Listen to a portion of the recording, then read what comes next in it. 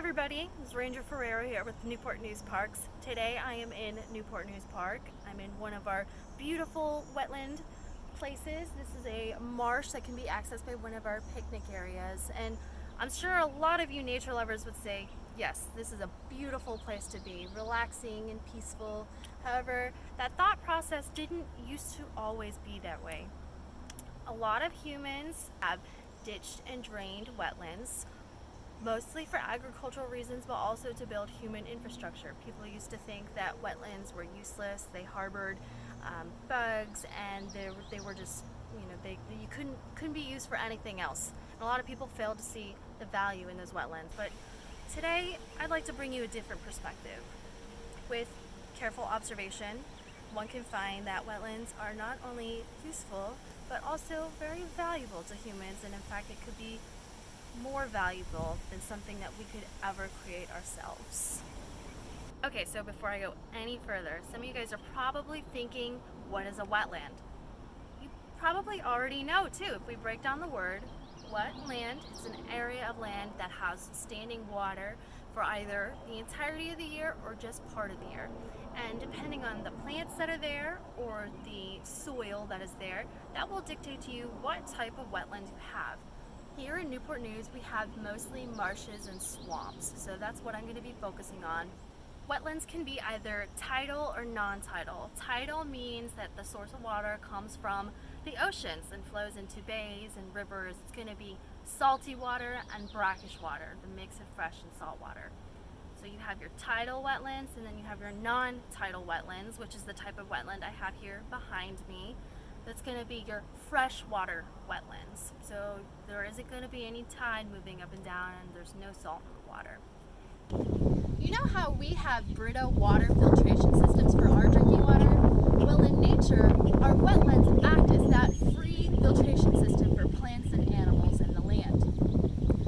I am standing here at the Denby Boat Ramp in one of our salt marshes. This is one of our tidal marshes here in the city. And this is a really special wetland because it is really great at absorbing excess water and filtering the water. So the soils here in marshes, especially in salt marshes, are very thick. They're made of something called detritus, which is decaying organic vegetation. And I'm going to show you that here in just a second. The detritus traps all of the water coming through, and it starts seeping very, very slowly into the ground.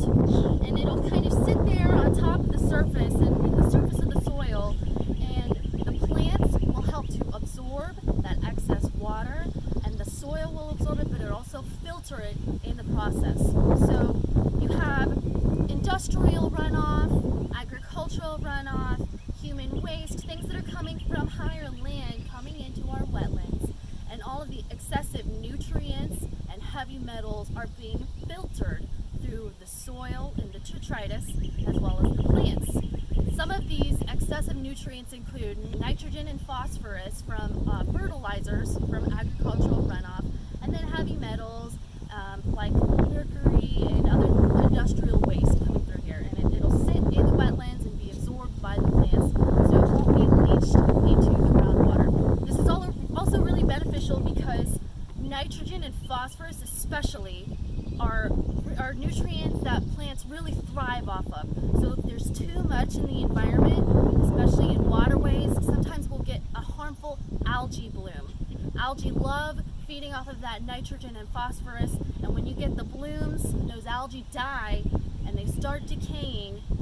The decomposition process from the bacteria utilizes a lot of oxygen. So all of a sudden, the oxygen in the waterways is now going lower and lower and lower, and sometimes can be depleted to the point where it's very detrimental to the environment. Now I want to show you this detritus up close. So, like I said, it's made from decaying organic material as well as animal waste. And I want you to see up close. It's very thick material. It's almost mud-like. You can see here there's still some plants and stuff left in here that's decaying. And this used to be nature's original sunscreen. It's full of such rich organic material that Native Americans would actually take this and rub it on their skin to protect themselves from harmful UV rays.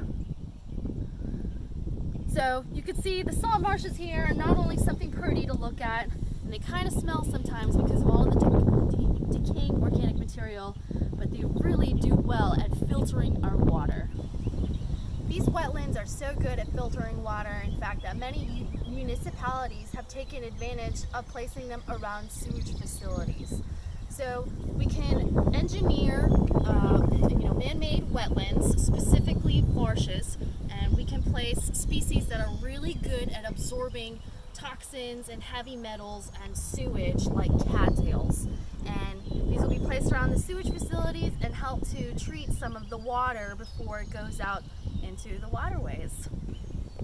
Wetlands are a really great transitional zone in between land all the way down to waterways. That could be lakes, rivers, seas, even oceans. Everywhere in between you'll find wetlands. And right here we're in a swamp wetland. It would be a bald cypress swamp. You can see all the bald cypress trees behind me. These really tall trees. And you'll also notice on the ground these little structures. These are called pneumatophores, and they're kind of like the knees of the trees. People say these trees have knees. And they're there because in wetland areas, they don't have a lot of oxygen in the soil. They're hypoxic. So these plants and these trees have to find different ways to take up oxygen and to do other gas exchange. And these pneumatophores do exactly the job. So you'll notice this landscape is covered in bald cypress pneumatophores so that they can have adequate gas exchange. Now here in swamps and marshes and other wetland ecosystems, they are like the sponges in between the land and the waterways. When we get heavy rainfall from a storm, we get flooding, the wetlands, they act like a sponge for us. They absorb all of that additional water, so they mitigate a lot of the damage that could be done from flooding. Think about how much water, excess water, each acre around all of our rivers and our reservoirs can hold when we get heavy flooding and we get storms coming through here. So you can see wetlands can really benefit us and do much less damage to all of our infrastructure and our houses and things that we build if we keep them around and we help to preserve them. Wetlands are really great to have around, not only for flood control, but also for erosion control. Erosion, that's when little bits of the soil and the substrate is being carried away by water, so you start to lose the soil little by little. Here in this little marshy environment along the roadside, the plants are really embedded in the soil, so when we get heavy rains coming through, it keeps everything together, or it held together pretty well. So unfortunately, when you start developing roads and laying down concrete and asphalt like the road behind me here, a lot of that flooding and erosion control naturally there by wetlands suddenly disappears and the water has nowhere to go. Along with the previous points of mitigating floodwaters as well as water infiltration, wetlands provide plenty of other uses and value to us humans. The biggest one you see is recreation. People love coming out on the nature trails and peace and relaxation and just enjoying what nature has to offer. And in turn, you can also watch wildlife. You could see plenty of the hundreds of species of birds that call wetlands home. You can see reptiles, amphibians, tons and tons of insects, dragonflies, pollinators, aquatic fishes, and other aquatic invertebrates.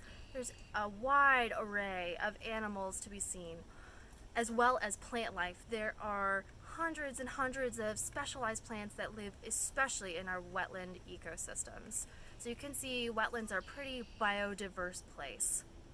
I like to think of wetlands as kind of like a home. If you compare it to our home, you have the kitchen.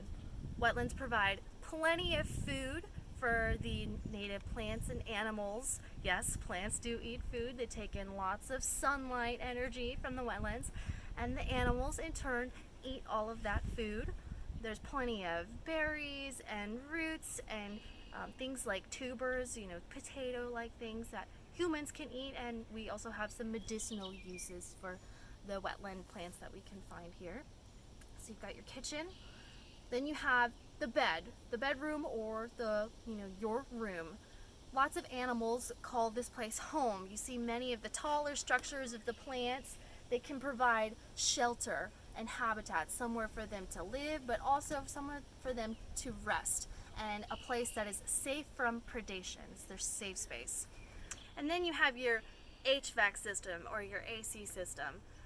Wetlands around the globe are responsible for regulating the climate as well as the more localized temperatures. So they absorb a lot of the heat energy from the surrounding environment. The water and the plants will absorb the heat energy, and they kind of keep things cooler. If you took a temperature gauge right here where I'm standing versus the temperature out by the roadway or in the parking lot, you'll find that the wetlands are going to be just a few degrees cooler. So it also makes it nice for you to come out and enjoy walking on the trails, because it's gonna feel a little bit cooler than it would out by, say, a jog on a roadway. Wetlands also help to capture all of the greenhouse gases in the atmosphere. So wetlands are gigantic carbon reservoirs. In fact, about a third of all of the world's carbon is stored in terrestrial wetland plants. So all of these plants back here, as well as the substrate and the soil, everything captured in the root systems and in the detritus, or the decaying material of the soil, that all harbors a lot of carbon. With careful observation, one can see that wetland ecosystems are not only rich in the nutrients in the soil and the general biodiversity, but also rich in its inherent utility and value for humans and animals alike. Think about a world devoid of wetlands. After all, up to 57% of our wetlands have been lost in the last 200 years, according to international studies. Think about a world with more devastating floodwaters. Think about a world with more toxic water, additional accumulation of greenhouse gases, as well as additional sewage pileup to what we already have today. Without our wetlands, our world surely would not look the same. And if we continue on this path of wetland destruction, we will continue seeing more of those issues. So thank you for joining me today. I filmed in several locations here in the city of Newport News. I hope that you can come out here and enjoy our wetlands and our trails, and I hope to see you out here.